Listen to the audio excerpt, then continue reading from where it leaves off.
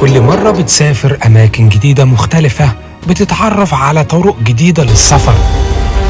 The train, among the most revolutionary of all human inventions. النهاردة طريقتي إن أنا قررت آخد رحلة قطار. The story of the train is the story of increasing trade, of empire, of freedom and progress. تطول ل 13 ساعة، بالتحديدا بتبدأ من نيوجيرسي لنورث كارولاينا، ودي بتطول ل 13 ساعة. أول مرة أجرب القطار هنا في أمريكا، وكنت متحمس إن أنا آخد التجربة دي. Its invention transforms the world forever. Where we go, who we meet, even how we think. The first steam locomotive built in America is the Tom Thumb. From the golden age of steam to the superfast trains of today, this is the story of the trains that changed the world. لو انت أول مرة تشوف فيديوهاتي، أحب أعرفك بنفسي. أنا محمد منصور، مغامر مصري بحب السفر واكتشاف الأماكن الجديدة. يا ريت تدعمنا باللايك والسبسكرايب، وتكتب لي في التعليقات إيه اللي انت عاوز تشوفه أو في أفكار جديدة وأنا أقدر أعمل فيديوهات ليا. يلا بينا ونتعرف على أطول رحلة قطار ليا في أمريكا. تجربة جديدة وأول مرة أعملها، خلينا أشوف إزاي هقضي المدة دي كلها جوه قطر. مش عارف أعمل إيه، مش عارف بصراحة، لأن أول مرة أخد التجربة دي. يعني الواحد بياخد قطر لمدة 3-4 ساعات، لا أنا واخد قطر مدته 13 ساعة. دي حاجة أول مرة أعملها، فخلينا نشوف إيه هيجيب لنا التجربة الجديدة دي وهنعمل إيه فيها. يلا بينا نعرف كل حاجة.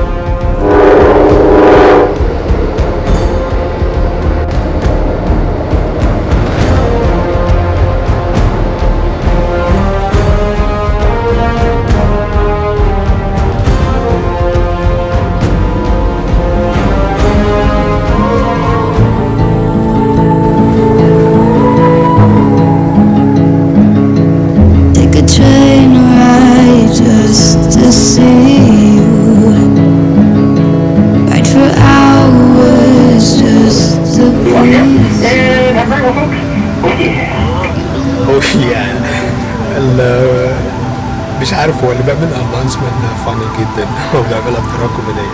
بص، هو تقريبا كده انا قاعد في المكان الغلط، بس المكان اللي انا قاعد فيه ده مكان البيزنس. واضح كده لو حد اكتشف ان انا قاعد في المكان الغلط فانا هترمى ورا ده صعب شويه. خلينا متداريين بقى لحد دلوقتي، نهرب من الكمساري شويه. صدقني لو في حاجة نفسك مرة تجربها وتحس باختلاف شديد قوي، هي لازم تجربها. السفر يا صديقي مختلف جدا. مجرد ما هتسافر مرة هتحس ان انت حاجة دخلت جوه دمك، مش هتبقى عاوز تبطل سفر، عشان كل مرة بتسافر وبتشوف اماكن مختلفة وناس جديدة عليك في حياتك، وبتقابل تجارب جديدة، وبتتعلم حاجات كتيرة قوي من السفر علمني الصبر، وعلمني ان انا اقدر اخد القرار الصح. فياريت جرب تسافر وتتعلم وتشوف حاجات جديدة في حياتك. انا بستخدمه اونلاين ان انت تدفع بالكارت وكده، فانت مش لازم ان انت تدفع كاش. وانا بجيب القهوه قابلني واحد فبيقول لك الجيل ده بيحب يصور وبتاع. يعني هو في ناس لسه بالعادات ده على فكره، يعني اللي هو يشوفك الكاميرا لا ما تصورنيش وبتاع. يا عم هو انت حضرتك مين عشان اصورك يا جدعان؟ هو الموقف ده بيقابلني كتير حتى هنا في امريكا، فانت ما تستغربش يعني. فانت الناس هنا برضه اوكي بتتضايق من التصوير، فانت بتقول له بتصورك ما بصوركش، فاهم انت؟ فالموضوع شويه بيكون غريب.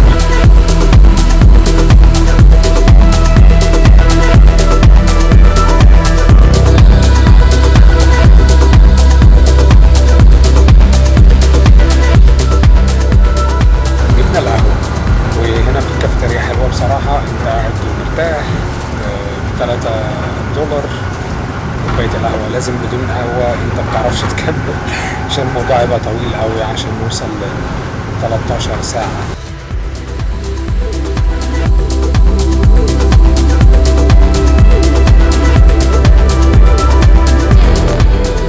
طيب احنا حاليا وقفنا هنا في واشنطن دي سي، ده هتبقى لمدة 20 دقيقة استراحة، فالقطر بيقف هنا بنريح 20 دقيقة وبنرجع تاني نكمل الرحلة بتاعتنا، ومش عارف هنقف بقى بعدها فين. لحد دلوقتي ده الستوب الخامسة لينا، واشنطن دي سي العاصمة.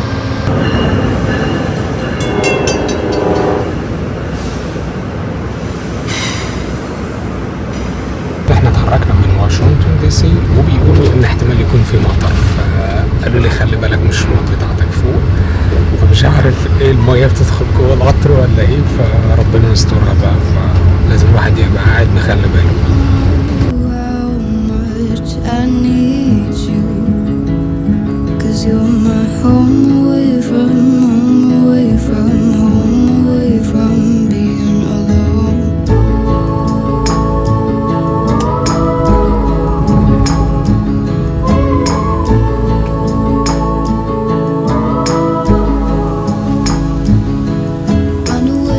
لحد دلوقتي المطره شغاله بره قويه جدا، او في ستورم او حاجه زي كده، الصوت عالي قوي بس لسه مكملين.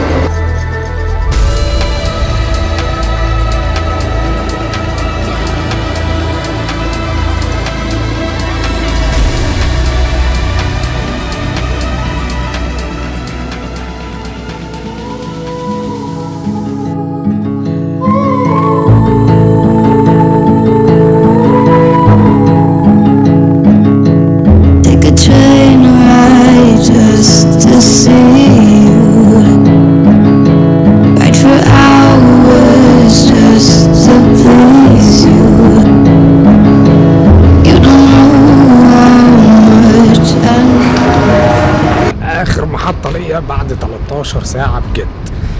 حصل معايا موقف غريب كده، ان انا وقعت التليفون بين الكراسي وقعدت ادور عليه، وده وقت النزول المحطة، فالحمد لله ان انا لقيته في اخر لحظة. الافضل ليا ان انا هنهي الفيديو هنا تمام، لان بصراحة انا تعبت. خلوني اعرف اذا انتوا حابين انواع من انواع الفيديوهات ديت، اكتبوا لي في التعليقات ونبقى ان احنا نكتشف ايه اطول مواصلات تانية في امريكا هنا. متنسوش تدعمونا باللايك والسبسكرايب، ده حاجة مهمة عشان نكمل على طول. لحد دلوقتي سلام من نورث كارولاينا.